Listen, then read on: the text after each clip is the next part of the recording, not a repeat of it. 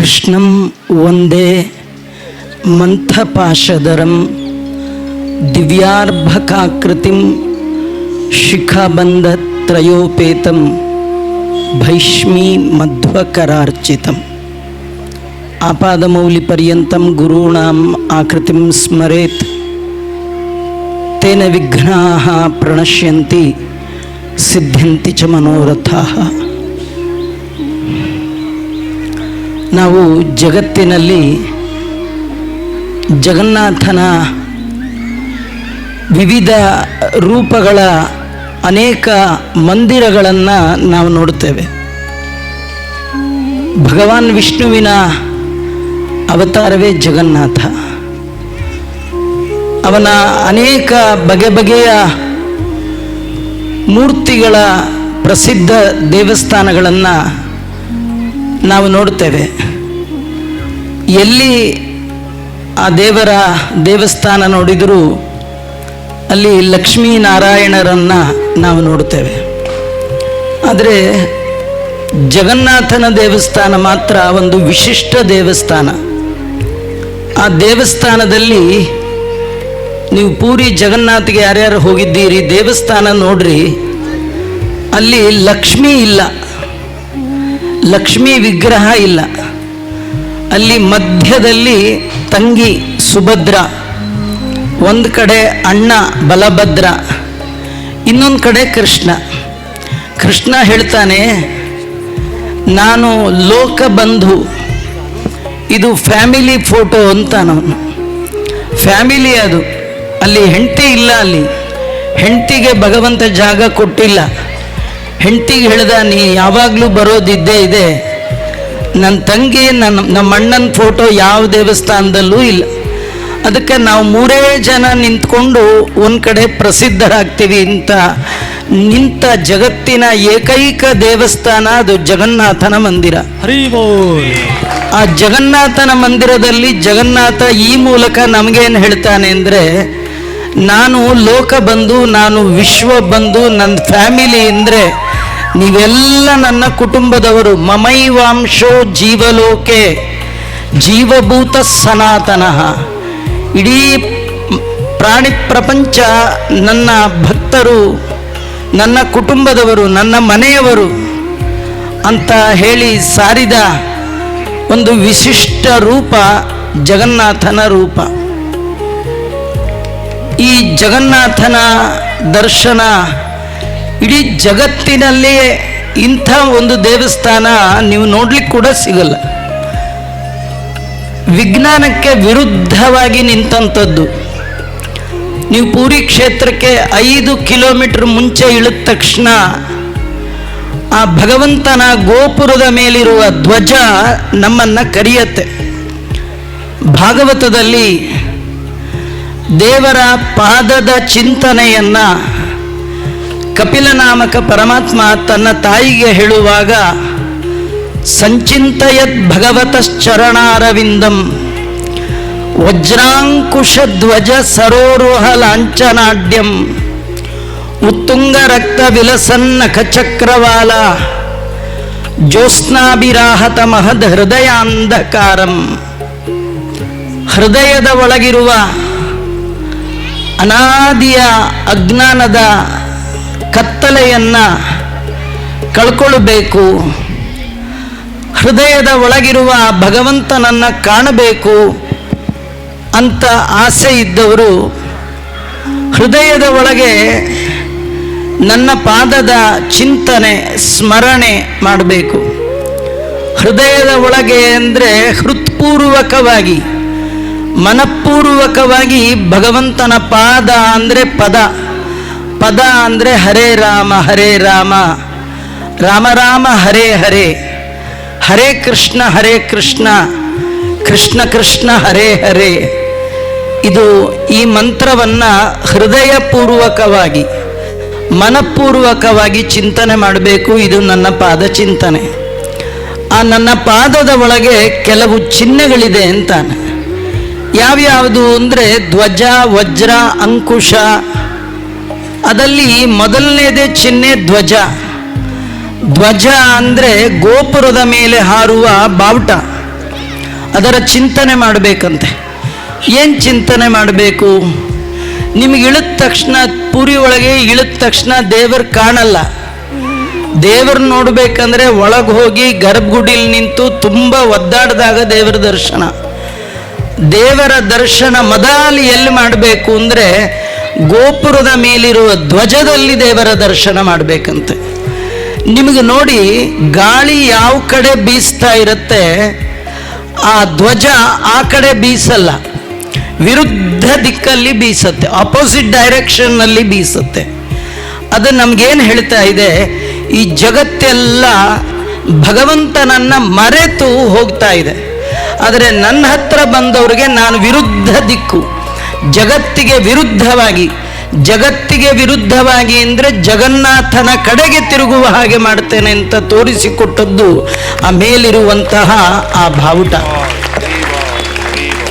ಈ ಬಾವುಟ 5 ಕಿಲೋಮೀಟರ್ ಮುಂಚೆ ಕಾಣತ್ತಂತೆ, ಭಾರಿ ಜೋರು, 5 ಮೀಟರ್ ದೊಡ್ಡದದು. ನಿತ್ಯದಲ್ಲಿ 4 ಬಾರಿ ಮೇಲೆ ಹತ್ತಿ ಆ ಧ್ವಜವನ್ನು ಚೇಂಜ್ ಮಾಡ್ತಾ ಇರ್ತಾರೆ.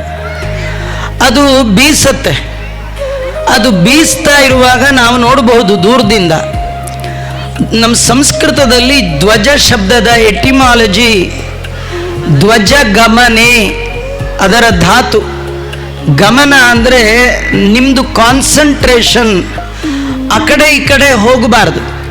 ನೀವು ಪೂರಿಗೆ ಬಂದು ಅಲ್ಲಿ ಇಲ್ಲಿ ನೋಡಬೇಡಿ, ಇಲ್ಲಿ ನೋಡಿ, ಇಲ್ಲಿ ಈ ಧ್ವಜ ನೋಡಿ, ಇದ್ರ ಕೆಳಗೆ ನಾ ಇದ್ದೇನೆ, ನೀವು ಬಂದದ್ದು ನನ್ನ ನೋಡಲಿಕ್ಕೆ ವಿನಃ ಮತ್ಯಾವುದಕ್ಕೂ ಅಲ್ಲ ಅಂತ ನಾವು ಆ ಕಡೆ ಈ ಕಡೆ ನೋಡ್ತಾ ಇದ್ರೆ ಅಲ್ಲಲ್ಲ ಇಲ್ಲಿ ನೋಡಿ ಅಂತ ತೋರಿಸುವಂಥದ್ದು ಆ ಧ್ವಜ. ತುಂಬ ಜನರ ಸಂದಣಿಯಲ್ಲಿ ಗುಂಪಲ್ಲಿದ್ದಾಗ ನೀವು ಯಾರನ್ನಾದರೂ ಕೂಗಬೇಕಾದ್ರೆ ನಿಮ್ಮ ಕೂಗು ಅಲ್ಲಿ ಕೇಳದಿದ್ರೆ ನೀವೇನು ಮಾಡ್ತೀರಿ? ಕೈ ಹೀಗೀಗಂತೀರಿ. ಭಗವಂತ ತನ್ನ ಧ್ವಜವನ್ನು ಕೈಯಂತೆ ಮಾಡಿಕೊಂಡು ಭಕ್ತರನ್ನು ತನ್ನ ಬಳಿಗೆ ಕರೆಯುವಂಥದ್ದೇ ಆ ಗೋಪುರದ ಮೇಲಿನ ಅದ್ಭುತವಾದ ಧ್ವಜ. ನಿಮಗೆ ಇನ್ನೊಂದು ಆಶ್ಚರ್ಯ, ಪೂರಿ ಒಳಗೆ ಬರೀ ಆಶ್ಚರ್ಯದ ಮಯ. ಅಲ್ಲಿ 12 ನೀಲಾಚಲ ಮಾಧವ ಅಂತ ಕರೀತಾರೆ. 12 ವರ್ಷಕ್ಕೊಮ್ಮೆ ಆ ವಿಗ್ರಹಗಳನ್ನು ಬದಲಾವಣೆ ಮಾಡ್ತಾರೆ. ಆಗ ಹೃದಯ ವಸ್ತು ಅಂತ ಪ್ರಾಣ ಪ್ರತಿಷ್ಠಾಪನೆ ಮಾಡುವಾಗ ಇಡೀ ಊರೇ ಕತ್ತಲಾಗತ್ತೆ. ಯಾರು ಪ್ರಧಾನ ಅರ್ಚಕ ಇರ್ತಾನೆ ಅವನು ಕೂಡ ಕಣ್ಣಿಗೆ ಬಟ್ಟೆಯನ್ನು ಕಟ್ಟಿ ಮೂಲ ವಿಗ್ರಹದ ಹೃದಯ ಭಾಗವನ್ನು ತೆಗೆದು ಹೊಸ ವಿಗ್ರಹದಲ್ಲಿ ಇಡುವಂತಹ ಕಾಲ. ಬಹಳ ಅದ್ಭುತವಾದ ಸನ್ನಿವೇಶ. ಇವತ್ತು ಜಗತ್ತಿನ ಎಲ್ಲ ಜಗನ್ನಾಥ ಭಕ್ತರನ್ನ ಅಯಸ್ಕಾಂತದಂತೆ ತನ್ನೆಡೆಗೆ ಕರೆಯುವಂತಹ ಒಂದು ಸ್ಥಳ ಅಂತಿದ್ರೆ ಜಗತ್ತಿನಲ್ಲಿ ಅದು ಜಗನ್ನಾಥ ಕ್ಷೇತ್ರ, ಪುರಿ ಕ್ಷೇತ್ರ. ಬಹಳ ಆಶ್ಚರ್ಯದ ಸಂಗತಿಯಲ್ಲಿ ಅಂದರೆ ಸಾವಿರ ಮಡಿಕೆಗಳಲ್ಲಿ ಅನ್ನ ಮಾಡ್ತಾರೆ, ಭೋಗ ಅಂತ ಭಗವಂತನಿಗಿಡ್ಲಿಕ್ಕೆ. ಅಲ್ಲಿ ವಿಚಿತ್ರ ಅಂದರೆ ಒಂದೊಂದು ಒಲೆ ಮೇಲೆ 16 ಮಡಿಕೆಗಳನ್ನು ಇಡ್ತಾರೆ. ಈ ಆಶ್ಚರ್ಯ ಯಾವುದು ಅಂದರೆ, ಯಾವುದು ಬೆಂಕಿ ಮೇಲೆ ಪಾತ್ರೆ ಇದೆ ಅದರೊಳಗಿರುವ ಅಕ್ಕಿ ಅನ್ನ ಆಗೋಲ್ಲ. ಲಾಸ್ಟಲ್ಲಿರುತ್ತಲ್ಲ 16ನೇದು ಅದು ಮೊದಲು ಅನ್ನ ಆಗುತ್ತೆ, ಆಮೇಲೆ 15 ಅನ್ನ ಆಗುತ್ತೆ, 14 ಅನ್ನ ಆಗುತ್ತೆ, ಕಡೆಯಲ್ಲಿ ಅನ್ನ ಆಗೋದು ಬೆಂಕಿಗೆ ತಾಕುವಂತಹ ಪಾತ್ರೆ. ಈ ಥರ ನೀವು ಎಲ್ಲಿ ನೋಡ್ಲಿಕ್ಕೆ ಸಾಧ್ಯ ಇಲ್ಲ. ಈ ಮೂಲಕ ಜಗನ್ನಾಥ ಏನು ಹೇಳ್ತಾನೆ, ನನ್ನ ಹತ್ರ ಇರೋರಿಗೆ ನಾನು ಅನುಗ್ರಹ ಮಾಡಲ್ಲ, ನನ್ನಿಂದ ಎಷ್ಟೇ ದೂರದಲ್ಲಿದ್ದರೂ ಅವರಿಗೆ ನಾನು ಮೊದಲು ಅನುಗ್ರಹ ಮಾಡ್ತೀನಿ ಅಂತ 16ನೇ ಪಾತ್ರೆ ಲಾಸ್ಟಲ್ಲಿರೋರಿಗೆ, ಅಂದರೆ ಸಮಾಜದ ಕೆಳವರ್ಗದವರು, ಯಾರು ನಿಮ್ಮನ್ನು ಬೇಡ ಅಂದಿದ್ದಾರೆ, ಯಾರು ಜಗತ್ತೇ ನಿಮ್ಮನ್ನು ಬೇಡ ಅಂದಿದೆ, ಮನೆಯವರಿಗೆ ಬೇಡ ಆಗಿದ್ದೀರಿ, ಜಗತ್ತಿಗೆ ಬೇಡ ಆಗಿದ್ದೀರಿ, ಕುಟುಂಬದವರಿಗೆ ಬೇಡ ಆಗಿದ್ದೀರಿ, ಯಾರಿಗೂ ಬೇಡ ನೀವಾದರೆ ಭಗವಂತನಿಗೆ ಬೇಕಾಗ್ತೀರಿ. ಆ ನಿಟ್ಟಿನಲ್ಲಿ ಈ ಒಂದು ಕೃಷ್ಣ ಇಂಟರ್ನ್ಯಾಷನಲ್ ಏನಿದೊಂದು ಪಂಥ ಇದೆ, ಭಾಗವತ 12 ಸ್ಕಂದ, 18,000 ಶ್ಲೋಕ, 344 ಚಾಪ್ಟರ್, ಅದರೊಳಗೆ ಶುಕ ಮತ್ತು ಪರೀಕ್ಷಿತರ ಕಾನ್ವರ್ಜೇಷನ್, ಎಲ್ಲ 17 ಪುರಾಣಗಳ ಸಾರ, ಸ್ವಯಂ ಭಗವಾನ್ ವ್ಯಾಸರ ಮುಖದಿಂದ ಬಂದಂತಹ ಈ ಅತ್ಯದ್ಭುತವಾದ ಭಾಗವತ ಏನಿದೆ, ಇದರ ಸಾರ ಏನು, ಜಿಸ್ಟ್ ಏನು ಅನ್ನೋದನ್ನು ಶೀಲ ಪ್ರಭುಪಾದರು ಇಡೀ ಜಗತ್ತಿಗೆ ಹಂಚಿಬಿಟ್ಟಿದ್ದಾರೆ. ಅದು ಹೇಗೆ ಹಂಚಿದ್ದಾರೆ ಅಂದರೆ, ಅವರು ನಿಮಗೆ ಭಾಗವತ ಹೇಳಿ ಅಂತ ಹೇಳಲಿಲ್ಲ, ಭಾಗವತದ ತಿರುಳು ಹೇಳಿ, ಎಸೆನ್ಸ್ ಹೇಳಿ, ಸಾರ ಹೇಳಿ ಅಂತಾರೆ. 12ನೆಯ ಸ್ಕಂದ, ಕಡೇ ಸ್ಕಂದದ ಒಳಗೆ ಶುಕ ಮಹರ್ಷಿಗಳು ಪರೀಕ್ಷಿತನಿಗೆ ಹೇಳ್ತಾರೆ, ಪರೀಕ್ಷಿತ, ನೀನು 7 ದಿನದಿಂದ ಭಾಗವತ ಕೇಳ್ತಾ ಇದ್ದೀಯ, ಉಪವಾಸದಲ್ಲಿ ಕೇಳ್ತಾ ಇದ್ದೀಯ, ನಾನು ವೇಗವಾಗಿ ಹೇಳ್ತಾ ಇದ್ದೀನಿ, ಆದರೆ ನಾ ಹೇಳಿದ್ರಲ್ಲಿ ನಿನಗೆಷ್ಟು ಮೆಮೊರಿಲಿ ಉಳಿತೋ ಬಿಡ್ತೋ ಗೊತ್ತಿಲ್ಲ. ಆದರೆ ನೀನು ನೆನಪಿಟ್ಕೊಳ್ಬೇಕಾದ್ದು ಒಂದು, ಇದರ ಸುತ್ತಲೂ 12 ಸ್ಕಂದಗಳ ಕಥೆ ಇದೆ. ಮೇನ್ ವಿಷಯ ಯಾವುದು ಅಂದರೆ, ನಾಮ ಸಂಕೀರ್ತನಂ ಯಸ್ಯ ಸರ್ವಪಾಪ ಪ್ರನಾಶನಂ ಪ್ರಣಾಮೋ ದುಃಖ ಶಮನಂ ತಂ ನಮಾಮಿ ಹರಿಂ ಪರಂ. ನಾಮ ಸಂಕೀರ್ತನಂ ಯಸ್ಯ, ಯಾವ ಭಗವಂತನ ನಾಮದ ಕೀರ್ತನೆ ಅಲ್ಲ, ಸಂಕೀರ್ತನೆ. ಕೀರ್ತನೆ ಅಂದರೆ ಕೂಗೋದು, ಹೇಳೋದು, ಇದು ಬರೀ ಬಾಯಿಂದ ಬಂದರೆ ಕೀರ್ತನೆ, ಹೃದಯದಿಂದ ಬಂದರೆ ಸಂಕೀರ್ತನೆ. ಬಾಯಿಂದ ಬಂದರೆ ಪ್ರಯೋಜನ ಇಲ್ಲ, ಹೃದಯದಿಂದ ಬರಬೇಕು. ದೇವರಿಗೆ ಒಂದು ಕೊಟ್ಟರೆ ಇಷ್ಟ ಆಗಲ್ಲ, ಒಂದ್ರ ಜೊತೆಗೆ ಇನ್ನೊಂದು ಕೊಡಬೇಕು. ನೀವು ದೇವರ ಕಥೆಗೆ ಕಿವಿ ಒಂದು ಕೊಟ್ಟರೆ ಸಾಲದು, ವಿತ್ ಮನಸ್ಸು ಕೊಡಬೇಕು. ದೇವರ ಕೀರ್ತನೆಗೆ ಬಾಯಿ ನಾಲಿಗೆ ಕೊಟ್ಟರೆ ಸಾಲದು, ವಿತ್ ಮನಸ್ಸು ಕೊಡಬೇಕು. ನಿಮ್ಮನೆ ಒಳಗೆ ಏನಿದ್ರೇನು, ಮಿಕ್ಸಿ ಇದೆ, ಗ್ರೈಂಡರ್ ಇದೆ, ಕರೆಂಟ್ ಇಲ್ಲ ಅಂದರೆ ಹೇಗೆ ಯೂಸ್ಲೆಸ್ಸೋ ಹಾಗೆ ನೀವು ಏನು ಮಾಡಿದ್ರೇನು ದೇವರಲ್ಲಿ ಮನಸ್ಸಿಲ್ಲ ಅಂತಾದರೆ ನೀವು ಮಾಡಿದ ಶ್ರವಣ, ಕೀರ್ತನ, ಸ್ಮರಣ, ಪಾದಸೇವನ, ಅರ್ಚನ, ವಂದನ, ದಾಸ್ಯ, ಸಖ್ಯ, ಆತ್ಮನಿವೇದನ ಅನ್ನುವ 9 ವಿಧದ ಭಕ್ತಿ ಕೂಡ ವೇಸ್ಟ್ ಆಗಿಬಿಡುತ್ತೆ. ಅದು ವೇಸ್ಟ್ ಆಗಬಾರ್ದು, ಅದು ಟೇಸ್ಟ್ ಆಗಬೇಕು ಅಂತಾದರೆ ವಿತ್ ಮನಸ್ಸಿರಬೇಕು. ಆ ಮನಪೂರ್ವಕವಾಗಿ ಮಾಡಿದ ಶ್ರವಣ, ಮನಪೂರ್ವಕವಾಗಿ ಮಾಡಿದ ಕೀರ್ತನ, ಮನಪೂರ್ವಕವಾಗಿ ಮಾಡಿದ ಪಾದಸೇವನ, ಮನಪೂರ್ವಕವಾಗಿ ಮಾಡಿದ ವಂದನ, ಮನಪೂರ್ವಕವಾಗಿ ಭಗವಂತನಿಗೆ ನಾವು ದಾಸರು ಆಗೋಣ. ಹೆಸರಲ್ಲಿ ದಾಸ್ ಇಟ್ಕೊಂಡ್ರೆ ನೋ ಯೂಸ್, ಹೆಸರಲ್ಲಿ ದಾಸ್ ಇದ್ರೆ ನೋ ಯೂಸ್. ರಿಯಲಿ ನಾವು ಆಲ್ವೇಸ್ ನಿನ್ನ ದಾಸರು. ಓನ್ಲಿ ಒನ್ ಬಾಸ್ ಜಗತ್ತಿಗೆ, ಅದು ಜಗನ್ನಾಥ್. ಮಿಕ್ಕವರೆಲ್ಲ ದಾಸ್. ಇದು ಜಗತ್ತಿನಲ್ಲಿ ಕೊಟ್ಟಂತಹ ತತ್ವ. ಇದು ಏನಿದೆಯಲ್ಲ, ಇದು ನಾಮ ಸಂಕೀರ್ತನೆ, ಭಗವಂತನ ನಾಮ ಕೀರ್ತನೆ ಅಲ್ಲ, ನಾಮ ಸಂಕೀರ್ತನೆ. ಆ ಸಂಕೀರ್ತನೆ ಅಂದರೆ ಹೃದಯಪೂರ್ವಕವಾಗಿ ಬರಬೇಕು, ಮನಪೂರ್ವಕವಾಗಿ ಬರಬೇಕು. ಅಲ್ಲ, ನಮ್ಮ ಮನಸ್ಸಿಂದ ಬಂದಿದೆ, ಹೃದಯದಿಂದ ಬಂದಿದೆ, ಹೇಗೆ ಗೊತ್ತಾಗತ್ತಿದು? ಈಸಿ ಗೊತ್ತಾ? ನೀವು ನಿಮ್ಮ ಪಕ್ಕದಲ್ಲಿರೋರು, ಅಕ್ಕದಲ್ಲಿರೋರು, ಹಿಂದಿರೋರು, ಮುಂದಿರೋರ್ನೆಲ್ಲ ಮರ್ತು ಬಿಡಬೇಕು. ನಿಮ್ಮ ಜೊತೆ ಯಾರಿಲ್ಲ, ನಿಮ್ಮ ಜೊತೆ ಇರೋನು ಒಬ್ಬನೇ, ಅವನು ಜಗನ್ನಾಥ. ನಿಮ್ಮ ಹಾರಾಟ, ನಿಮ್ಮ ಕೂಗಾಟ, ನಿಮ್ಮ ಕುಣಿದಾಟ, ನಿಮ್ಮ ಎಲ್ಲವೂ ಕೂಡ ಭಗವಂತನಿಗೋಸ್ಕರವಾಗಿ. ಅವ್ರು ನೋಡ್ತಾ ಇದ್ದಾರೆ, ಇವ್ರು ನೋಡ್ತಾ ಇದ್ದಾರೆ ಅಂತ ಕುಣಿದ್ರೆ, ಯಾರೋ ಫೋಟೋ ತೆಗಿತಾ ಇದ್ದಾರೆ ಅಂತ ಫೋಸ್ ಕೊಟ್ಟಾಗ ಆಗತ್ತೆ ವಿನಃ ಜಗನ್ನಾಥನ ದೃಷ್ಟಿಗೆ ನೀವು ಬೀಳಲ್ಲ. ನಿಮ್ಮ ದೃಷ್ಟಿ ಜಗನ್ನಾಥನ ಮೇಲಿದ್ದರೆ ಜಗನ್ನಾಥನ ದೃಷ್ಟಿ ಕೂಡ ನಿಮ್ಮ ಮೇಲಿರುತ್ತೆ. ನಿಮ್ಮ ದೃಷ್ಟಿ ಎಲ್ಲೋ ಇದ್ದರೆ ಜಗನ್ನಾಥನ ದೃಷ್ಟಿ ನಿಮ್ಮ ಮೇಲೆ ಯಾಕಿರುತ್ತೆ? ನಿಮ್ಮ ಮೇಲೆ ದೇವರ ದೃಷ್ಟಿ ಬೀಳ್ಬೇಕಂದ್ರೆ ನೀವು ಅವನ್ನ ನೋಡಬೇಕು. ಹಾಗಾಗಿ ನಾಮ ಸಂಕೀರ್ತನಂ ಯಸ್ಯ ಸರ್ವ ಪಾಪ ಪ್ರಣಾಶನಂ. ಈ ದೇವರ ಹತ್ರ ನಾವು ಯಾಕೆ ಬರಬೇಕು ಗೊತ್ತಾ? ದೇವರ ಹೆಸರು ನೀವು ಯಾವಾಗಲೂ ಹೇಳ್ತಿರ್ತೀರಿ, ಹರಿ ಬೋಲ್ ಅಂತ. ಹರಿ ಇನ್ನೊಬ್ಬಿದ್ದಾನೆ, ಹರ. ಹರ, ಹರಿ. ಹರ ಮೀನ್ಸ್ ಶಿವ, ಹರಿ ಮೀನ್ಸ್ ನಾರಾಯಣ. ಹರನ್ಗೆ ಹರ ಅಂತ ಯಾಕೆ ಕರೀತಾರೆ ಅಂದರೆ, ಅವನು ಪಾಪಹರ, ನಮ್ಮ ಎಲ್ಲ ಪಾಪವನ್ನು ಹರಣ ಮಾಡುವ ಕಾರಣ ಅವನಿಗೆ ಹರ ಅಂತಾರೆ. ಹರನ ಪಾಪವನ್ನು ಹರಣ ಮಾಡುವವ ಹರಿ. ಅವನು ಇಕಾರೇ ಅತಿಶಯ, ವ್ಯಾಕರಣದಲ್ಲಿ ಈ ಅಂತ ಬಂದರೆ ಇನ್ನೂ ಹೆಚ್ಚು, ಸುಪ್ರೀಂ ಅಂತ. ಶಿವನ ಪಾಪ, ಶಿವ ಏನಾದರೂ ಮಿಸ್ಟೇಕ್ ಮಾಡಿದ್ರು ಕೂಡ ಅದನ್ನು ಕೂಡ ಅಪಹಾರ ಮಾಡುವ ಲಾರ್ಡ್ ಯಾರಂದ್ರೆ ಜಗನ್ನಾಥ.